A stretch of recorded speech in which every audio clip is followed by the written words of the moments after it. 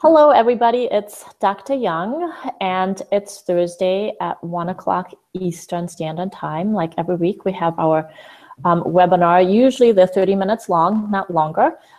Today with Mark Taylor, we're going to be talking for about 15 minutes, unless you have more questions, and then we're more than happy to stay here until 1:30. So it kind of really depends on you, because his presentation is fairly short. But he's going to be talking to us about offering or using American Express as one of the credit card transactions in your practice. I know that when I was in practice, we did not accept American Express because it was, the fees associated with it were really high, and then it was such a big hassle because we had to get a different credit card slider, and it was just not worth all of the hassle and all of the extra money. So when Mark said, hey, American Express, you can use it for, as you would any other card, that it's not any more expensive, I was like, what? Wait, I need to hear more about that. So that's what Mark's going to talk to us about today, and I hope it's going to help you in your practice. And absolutely type your questions into the chat box, and I will relay them to Mark at the end of his short presentation. So welcome back, Mark. Actually, today's the second time that we're talking to you. The last time you actually did not talk about American Express, so this is really great. Thanks for coming back, and it's all yours. Thank you, Dr. Young. I appreciate you having me back. Been talking about American Express a lot lately. What they've done recently is make arrangements with several different processors out there to offer their product at the same price as Visa, MasterCard, and Discover. They knew that they were kind of out of the market somewhat because they were charging higher prices. So now everybody that we deal with, and probably a lot of the processors that you currently deal with, has an opportunity to negotiate with them and bring the pricing down to the exact same pricing as your Visa, MasterCard, Discover. So you do get a lot of people that will say, like Dr. Young said, well, we didn't take American Express at all because it was too expensive and it was too much of a hassle. Or we do take it, and it's too expensive for us. So this is an opportunity to expand your customer base, because some people might not deal with you because you don't take American Express, or to make your current customer base happier because a lot of people like using their American Express card. So three main things are: it's cheaper now, so you can get it at the same price as Visa and MasterCard. The second, it's faster. So you do the transactions just like you would with any of the other cards. Use the same machines, everything that you currently use today. So it doesn't take an extra machine. And it's simpler, so you don't have to have a separate account set up with American Express. You get one unified bill. It all comes to you through your current processor, so it's just on one statement. So that's the one piece that I want to kind of talk about today was that, and if you guys have any questions on that, we'll take those here in a minute. The other thing I want to talk to you about is in some presentations I've done with credit cards, it's kind of like Credit Card 101. And just want to educate you a little bit on some things that you should think about. And these are usually 5 takeaways that I have when you are thinking about taking credit cards. If you already take credit cards, these are good things to keep in mind. There's 2 main ways that when you take a credit card, how you get charged. It's either tiered pricing or what they call Interchange Plus. Now, tiered pricing, you'll see it on your statement. It'll say qualified, non-qualified, mid-qual, or non-qualified, depending on what kind of card it is. If it's a rewards card, if it's a foreign card, that will determine the rate. And they're usually just all lumped in. So you get charged typically a little bit more than you would Interchange Plus. Interchange is the rate that's set by the card issuers. So you're going to get that rate plus whatever you negotiated. So it's a more actual rate, and it's a lot cheaper for you. So when you're looking at your statements, if you notice it says qualified, mid-qualified, or non-qualified, you're on tiered pricing, you may want to go back to your provider and say, hey, how can I get on Interchange Plus? I want to try to reduce my costs. 2 things that you should also look at for every statement is, what are your transaction fees and what are the rates you're charged? So one, the Interchange Plus, if you're on that, that's great. And then look at your transaction fees. If you do a lot of transactions at lower amounts, you're going to be more concerned about that because that's going to rack up. If you have higher amounts and you don't do a lot of transactions, then you don't need to worry about it. So that's the first point on the fees and what you're charged. The next is take a look at your statement, because there are some providers out there that charge unnecessary fees. You know, you may see things like usage fees or statement fees or acquiring fees. You know, a lot of these fees are there, and they don't necessarily need to be. Some people charge you setup fees. You don't necessarily need to have that. Annual fees, you don't necessarily need to have that. You can negotiate those things out of your contract with your current provider. So, you know, take a look at your statement. You may be able to save yourself some money on that end of it. The next big thing that happens right now is EMV. So that rolled out this month. If you don't know what EMV stands for, it's EuroPay, MasterCard, and Visa. So basically, it's the chip that now everybody has in their cards. But don't overreact. Don't listen too much to what the media is saying. They seem to be getting a lot of things wrong on it. EMV is a way to help when it comes to counterfeit credit cards.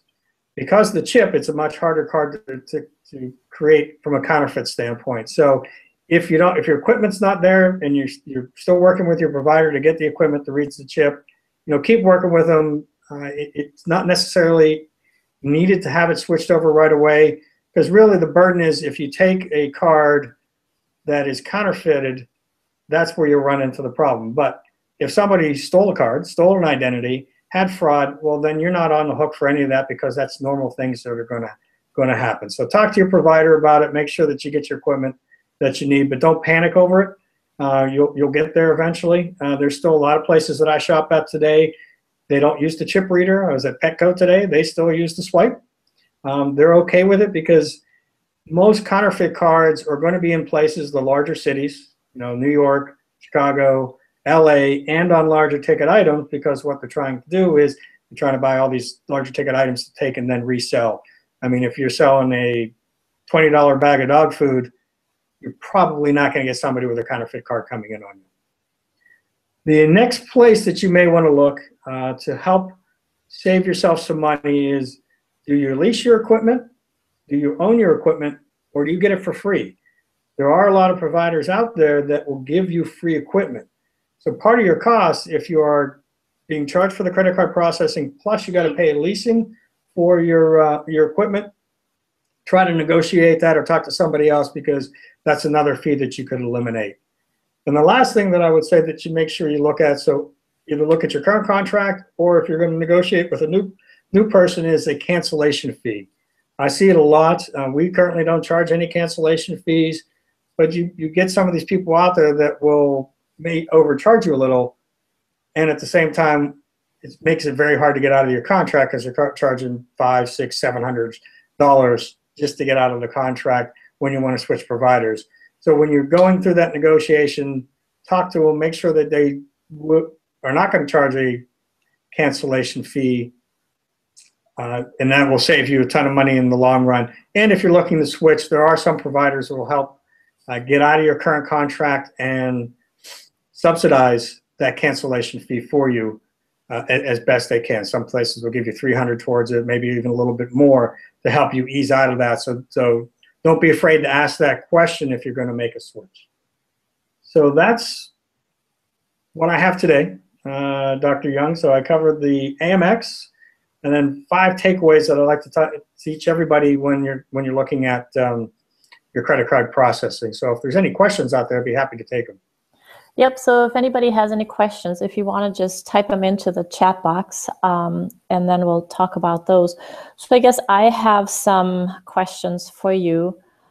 So say that I own my vet clinic and I use MasterCard, Visa, and Discover right now, and I want to look into using Amex, start using Amex. Who do I call Amex? Who do I call about setting that up? You wouldn't call them directly. You would either call us, Red Hawk Solutions, or you could call your current provider and say, are you part of it's called the Optimal Blue program. And that's the program that allows them to charge the same rates for Amex as you do for Visa, MasterCard, and Discover.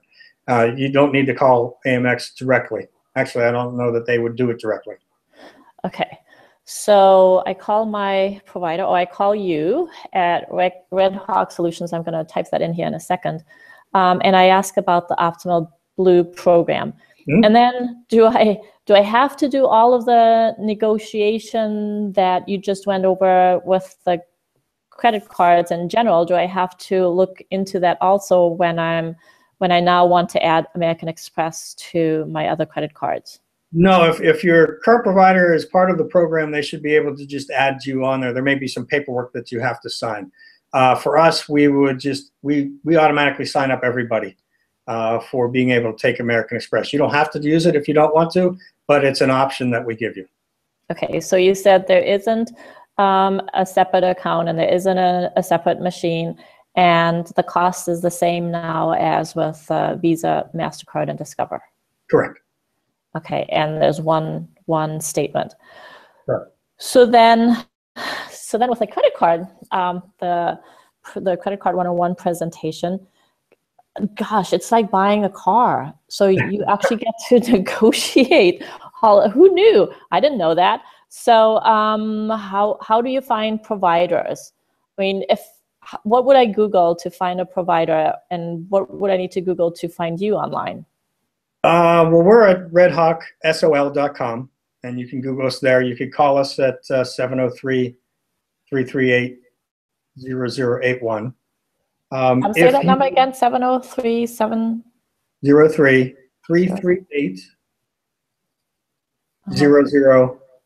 Okay, I'm going to type that in while you tell us about. The best way, I mean, you could go online and you just type in merchant services, credit card processing. You're going to get a ton of different places. But if you know anybody locally, if you are any lead share groups, if you belong to the chamber, if you belong to a BNI group, go to people that you know and trust. Those were the people that I would talk to, as opposed to just looking them up online, because you don't have a relationship with those people, but somebody in your local community, they would be able, I think, to give you a better reference, and I think you'll trust those people better. Yeah, that's one of the things as veterinarians. There isn't a lot of time to join the chamber and go to those meetings. So it's great that you're online with us, and I'm going to type your information into the chat box. Can you see Danielle's question? She said that currently our American Express is more expensive. What if you already use American Express in your clinic and you want to change so our costs are the same? How do you do that? Or what do you have to do? You probably go to your provider first, call them up and ask them if you could be part of the program where Amex is the same as your current Visa and MasterCard. If they're not able to provide that for you, you could call us and we can do that for you. Or you could find anybody else in the area that provides merchant services and ask them that question. Can you provide it so that we can get American Express at the same cost? Not everybody is a part of it. It depends on how they've negotiated with American Express and who they deal with.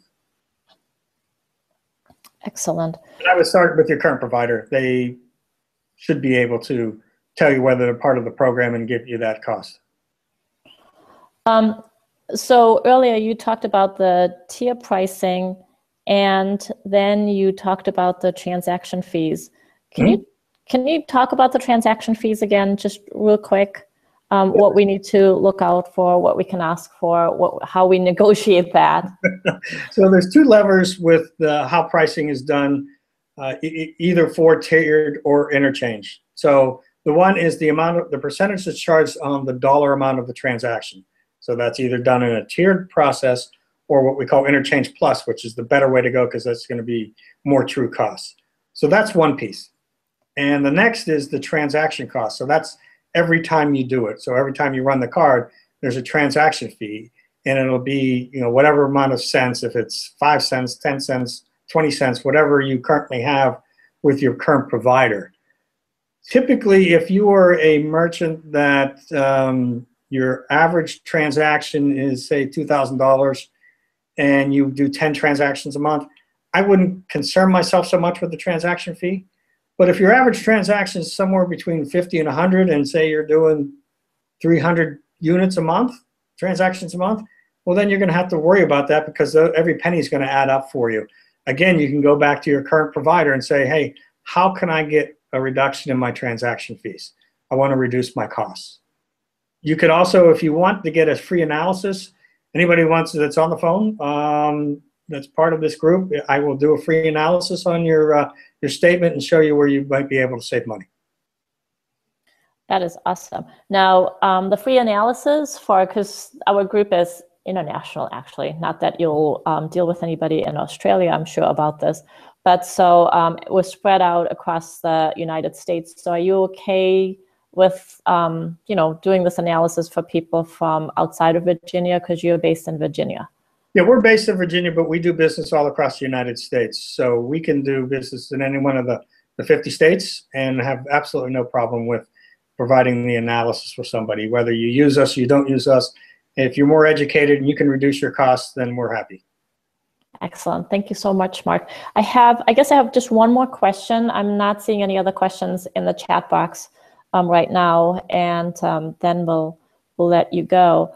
So if obviously you have a current provider, but you want to switch, say I want to switch to you, how big of a hassle is that?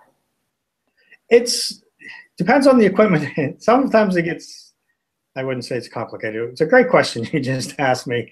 It's not that hard. From the statement standpoint, I'll just walk you through it. You send us the statements, we do the analysis. We'll give you a proposal. Now, the difficulty, and it's really not that difficult, it comes into, well, what equipment do you use? Do you use a swipe? Are you integrated into a POS system? So those kind of make it complicated. Do you want different equipment? But we can work that through for you, and we'll make that transition as easy as possible. Sometimes if it's just, okay, we have a credit card swipe, it's not integrated into our system whatsoever, those are very easy because we use places where we'll give you free equipment. You swap out the equipment, we mail it to you or FedEx it to you. It comes in. Once you get the new piece, you plug it in, you call an 800 number, they walk you through about 10 minutes of setting it up, and you're done because they come preloaded.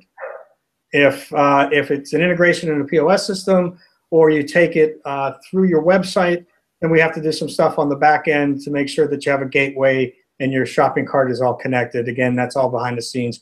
You don't have to worry about it. We make it as easy as possible for you. I mean, typically on your end, we get the statements. Once that's done, we analyze it. You sign the paperwork. Once that's done, we either send you the equipment, or we hook into your POS system, or we hook into your website, and that's it. It's not as complicated as it sounds. We just have to figure out what's the best thing for you to use. Gotcha. So then the only other big hassle, so to speak, that I can foresee is canceling the other provider, and that basically is only a headache if it comes with a cancellation fee. Is that correct? Correct. So typically what would happen is we'd make sure you were up and running before we would cancel out the provider, because we never want to cancel you before you got your new system up and running. So once that happens, if you have to give back equipment, then you have to ship back the equipment. Plus, we have a preformed letter that says you are canceling. What happens a lot of times, if people don't send the letter in saying, I am canceling this service, they will still bill you if they have a minimum fee, if they have a statement fee. You'll still get billed on all that stuff, even though you just switched over. You have to let them know that you canceled. So we just send you a letter, it's pre-filled out, you sign it, you send it off to your current provider, and then you're done. Now, you may get a phone call from them saying, hey, we want you back, but that's about it. Okay, excellent. Well, that sounds good. So, wow, you even provide the letter. That's great. I love that. Okay, I don't see any more questions. I think I don't have any more. I know that with the EMV, with that new chip, most of the places that I've been to, they don't even use the chip yet. So, or the credit card machine where you stick your chip in instead of swiping the card. So thanks for clarifying that. Is that a legal a thing, a law that by 2016 everybody has to have a chip reader? It's a standard, industry standard that they're changing over. Okay.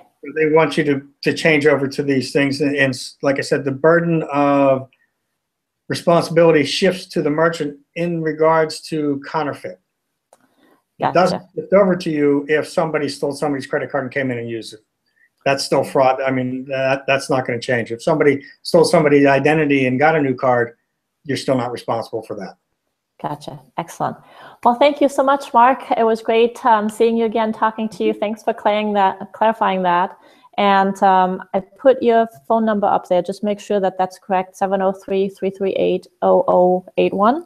Sure. Mm-hmm. Okay, and redhawksol.com. So sure. Hopefully you'll hear from some of our people in our group. And thanks again for doing the webinar. I really appreciate it. Oh, thank you, Dr. Young. I appreciate being here, and happy to help anybody out. Again, we'll do a free analysis for you, see where you can save some money. Excellent. Thank you. Take care. You too. Bye-bye.